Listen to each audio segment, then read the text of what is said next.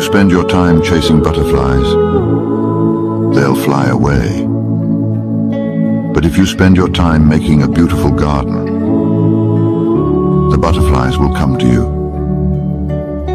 When you focus on improving yourself, everything you want will come to you.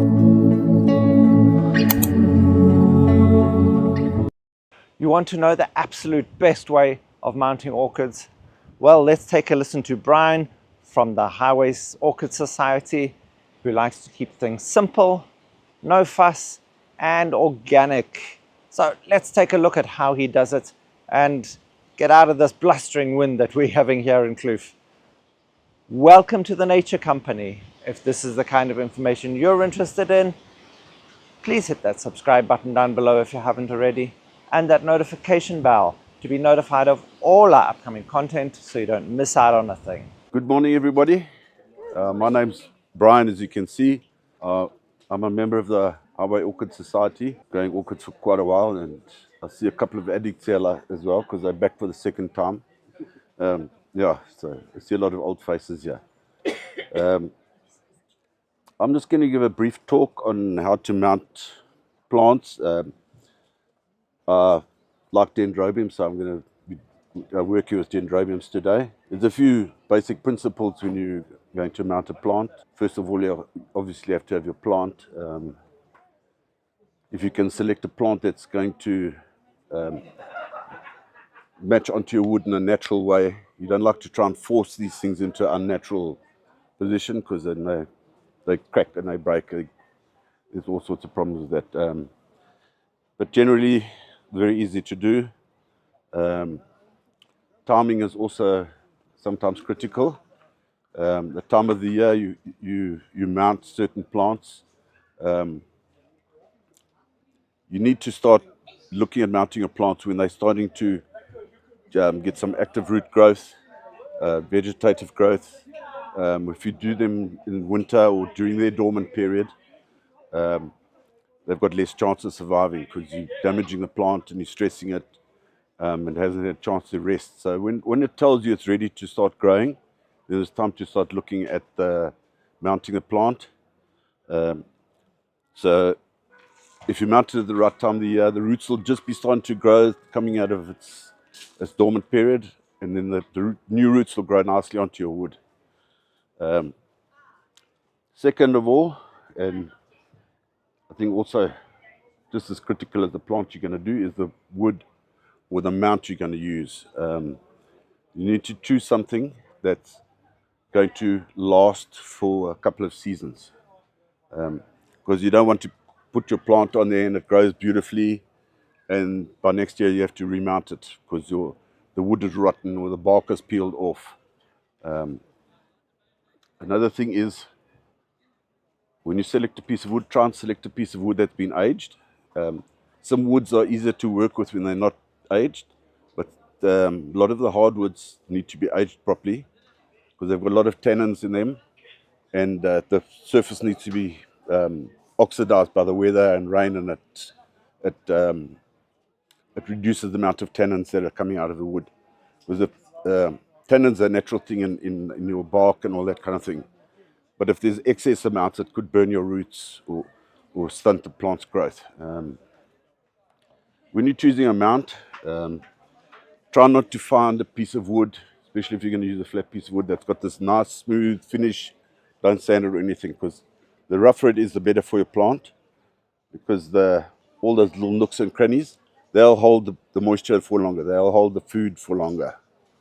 So there are a couple of different mounting options. They all come with their little quirks. Now, if you're using chemical fertilizer, they tend to build up salts. You quite often see in your potting mixture that white on the top. That is also part of why you water your plants often and you leach those salts out.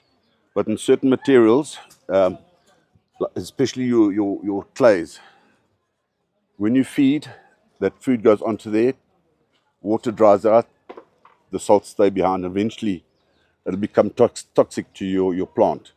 You can counteract that by giving your mount a regular soak. It'll help get rid of those salts. So there's different ways of doing it. You got this, which is brilliant, but your coir over time will just rot away and crumble, and you'll just have a plant on a plastic stick. You can tie some wire around the bottom, fill it with bark if you want. You can put chunks of wood or whatever you want in there, anything that the orchid will grow on. You can even fill it with charcoal, which is also very good, a very good growing medium for your plants. Then when you've got that sort of thing sorted out, you need to consider what you're going to mount your plant on with, the material you're going to tie your plant on with. There are a lot of nice handy things. I mean, a lot of haberdasheries have got this. It looks very nice, it's easy to work with, but this disintegrates very quickly and it stretches. You tie your plant on, in a week's time it's stretched. Then you've got to untie the knot or make a plan to tighten it up again. When your plant is loose on the mount, as it moves, the new tips of the roots get damaged, so it won't attach. So the plant needs to be fixed firmly, but not in a way that it'll damage it. A lot of people look at this, nice organic looking, but there again, it's difficult to knot. It doesn't last long, especially if you get a lot of rain. Summer, it just disintegrates. I find that the best is wire. You can get it at most gardening centres, plastic coated. You can use Scooby wire, which is also good, but for your bigger plants that you need to mount, this is not quite strong enough. You need something a bit thicker, and you can go to something thicker again.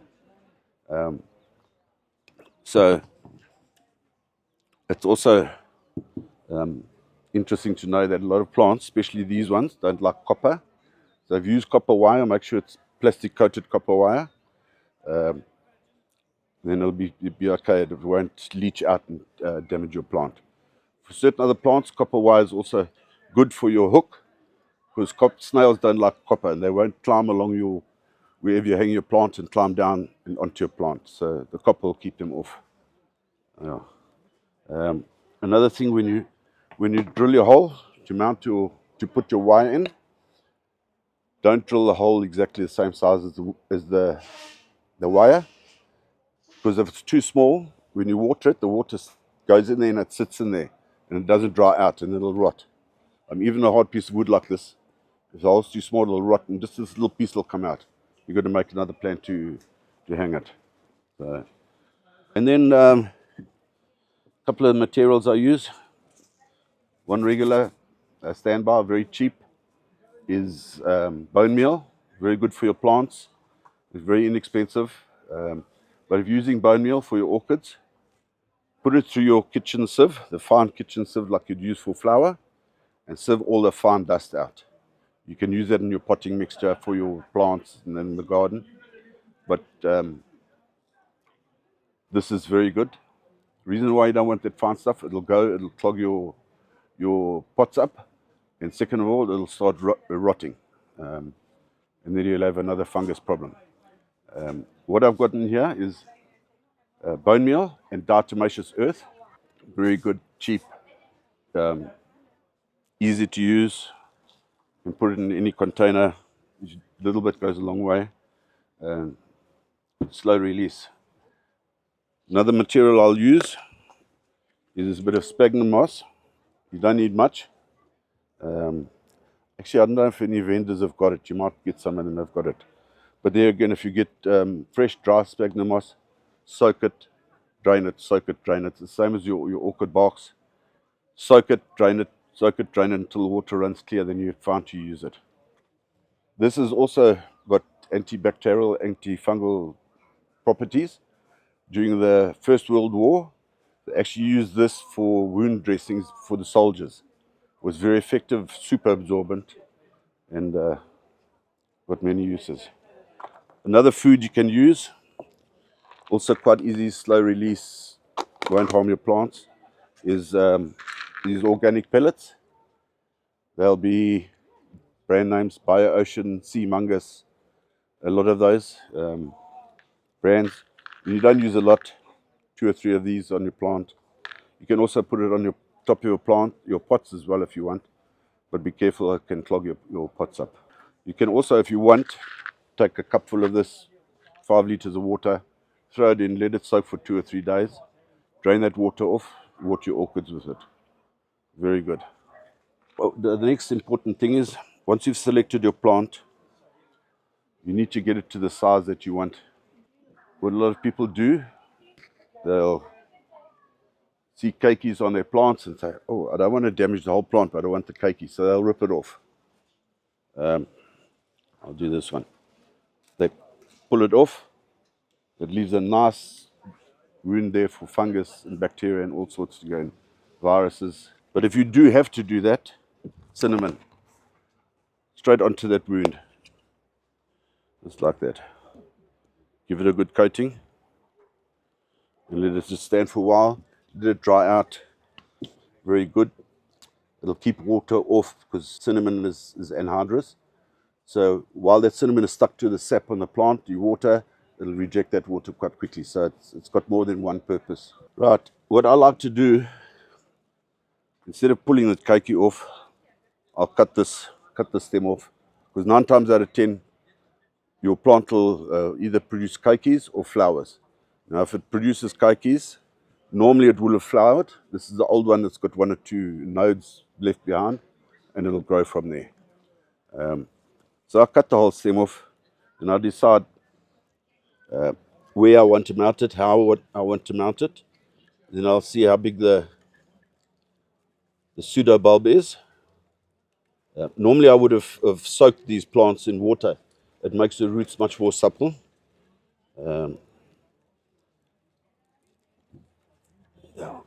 I'll just put some of those off. It's not serious if you crack them, because you're going to put cinnamon on it later.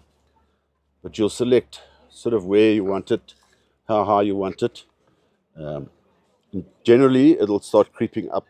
It'll grow up and it'll go round. So you don't want it too close to the middle, because you'll just have roots at the bottom and no plants. All right. Important tool, another important ingredient, plain old methylated spirits, because it will kill your bacteria and funguses. Most importantly, it'll kill viruses. Once the virus is on the plant, it's impossible to get rid of it.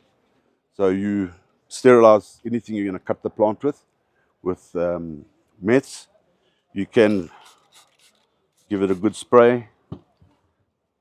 Scotch-Brite old pot scourer. Yeah, not old. Try to get a new one that's clean. You don't want to put any more stuff in it. A lot of people will do that, and then give another squirt, then light it, let it burn off. It'll just be an added layer of security for you. All right. There you can buy all sorts of chemicals and goodies that you can treat your tools with. A lot of them are water-based, so most of your tools will be steel, so they'll rust. So you've got to be, it just creates more work. You know, I want this orchids to be a whole lot of work. It needs to be fun and pleasure, easy to do. Why I use a knife and not cutters to cut it is when you use your clippers, they tend to crush. You see a whole lot of juice comes out. When you use a blade, it's a neat, very neat, less intrusive cut. And it's much cleaner, easier to control. Right, select where I want to cut it.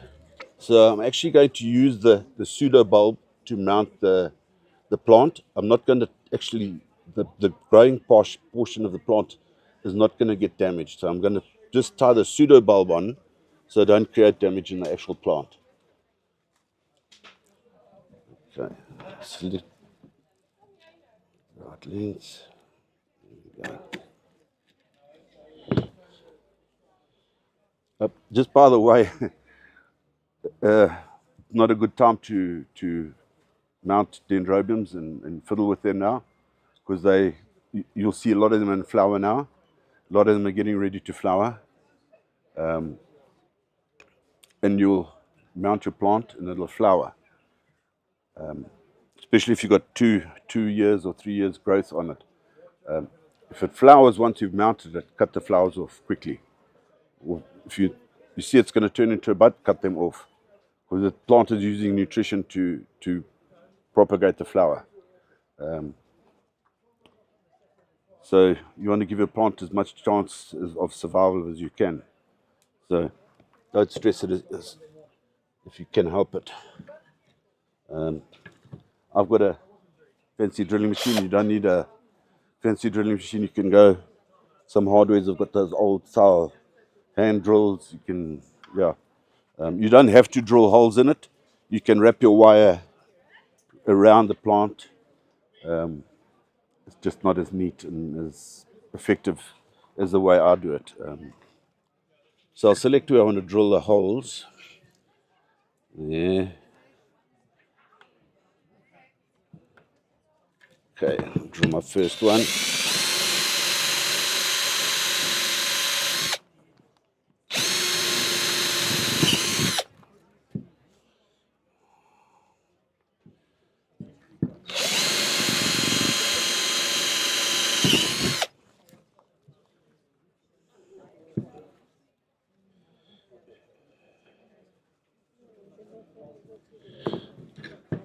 Try not to drill a hole in Colin's table.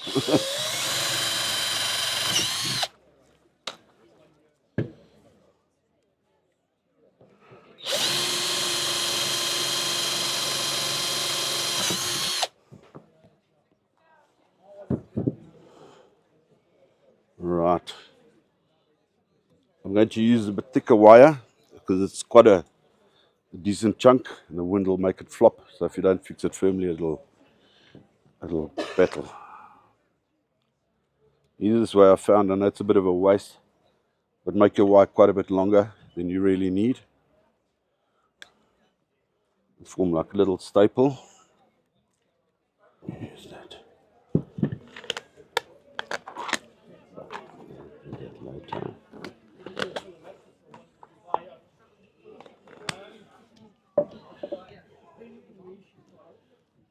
Now when you select, try and select bits that have got a bit of length to them, bit of substance to them. Because if you don't have anything that'll get trapped under the wire, it'll just fall off later.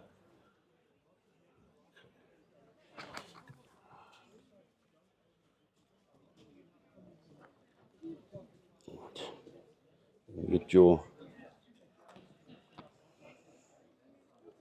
almost ready. Just slip it in underneath that wire. If you can see there, the wire will actually help hold it on.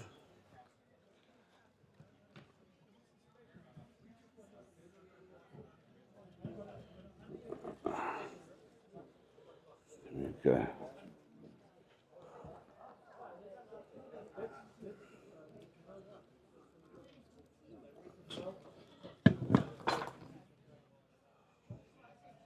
There's one piece there.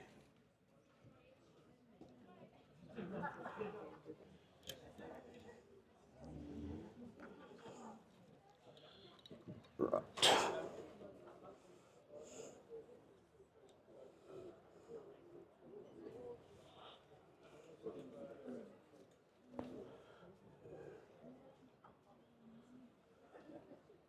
Right. You don't have to cut them off. You can use it to readjust later. Once you've done that, you can give your plant a good sprinkle of cinnamon in case you've damaged or cracked anything.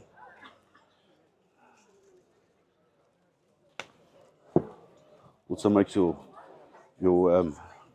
wherever you pot your orchids makes it smell nice too. Then a bit of your bone meal.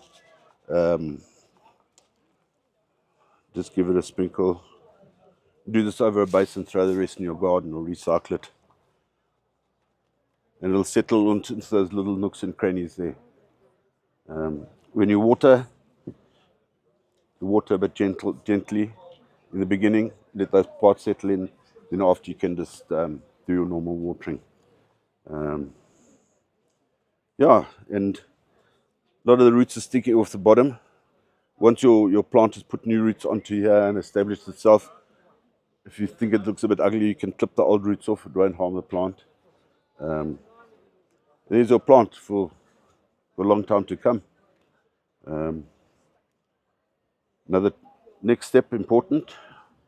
If you don't know what the plant is, or you've got a bad memory, label. I use aluminium labels. They're more expensive, but they are far longer lasting than all these plastic labels. You go to repot your plant, you touch that label and it's in 100 pieces. And if you've got a bad memory, you don't know what that plant is anymore. And that's it. Goes into general population until it flowers again. Yeah. Yeah, attach wherever you prefer. I've actually, by the way, mounted it on the wrong side. Just turn it around. It's best if you can get nice thin pieces, because if you can imagine you've got 50 of these things hanging on wherever you're going to hang them, it's going to drag everything down. So that's about it. And any questions?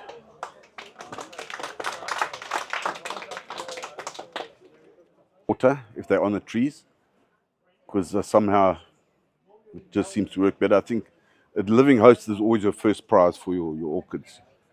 Plants always do better, and your bark is always decomposing, and your plant is getting fed all the time with natural organic stuff, quite often, which is fantastic. So the birds sit above there, and yeah, so keep it as natural as possible.